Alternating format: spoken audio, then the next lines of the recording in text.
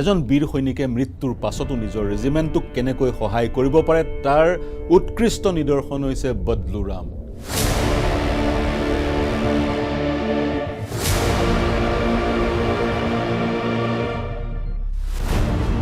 এটা গীত হয়তো আপোনালোকে সকলোৱে শুনিছে।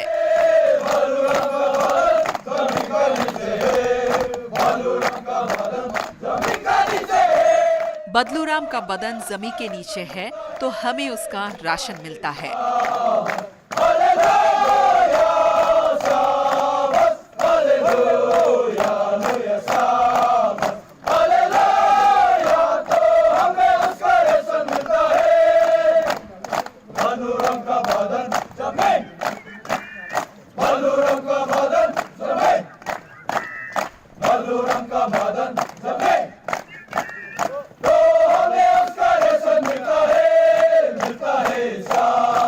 बदलुराम আছিল আসাম ৰেজিমেণ্টৰ ৰাইফলমেন।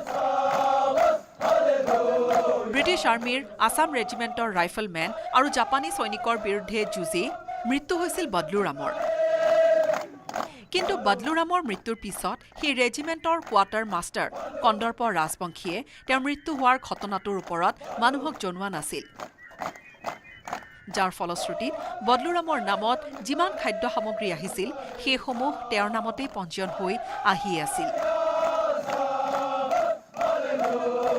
যেতিয়া সেই ৰেজিমেণ্টক বেটেল অফ কোহিমাত জাপানীজ আৰ্মীয়ে ঘেৰি ধৰিছিল, খাদ্য সামগ্ৰী অহা বন্ধ হৈ পৰিছিল। সেই সময়ত যিসমূহ অতিৰিক্ত খাদ্য সামগ্ৰী বদলুৰামৰ নামত আহিছিল সেই খাদ্যৰে ৰেজিমেণ্টটো ছাৰ্ভাইভ কৰিছিল।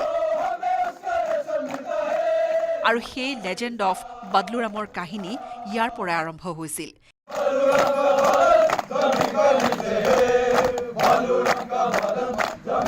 Major MT. প্ৰক্টৰেৰে লিখিছিল গীতটো। बदलूराम का बदन जमी के नीचे है तो हमें उसका राशन मिलता है। কালক্ৰমত এই গীতটো যথেষ্ট জনপ্ৰিয় হৈছিল। ৭৭ সংখ্যক স্বাধীনতা দিৱসৰ এই সময়ছোৱাত বদলুৰামৰ অৱদানক শ্ৰদ্ধা আৰু সন্মান জনাইছো।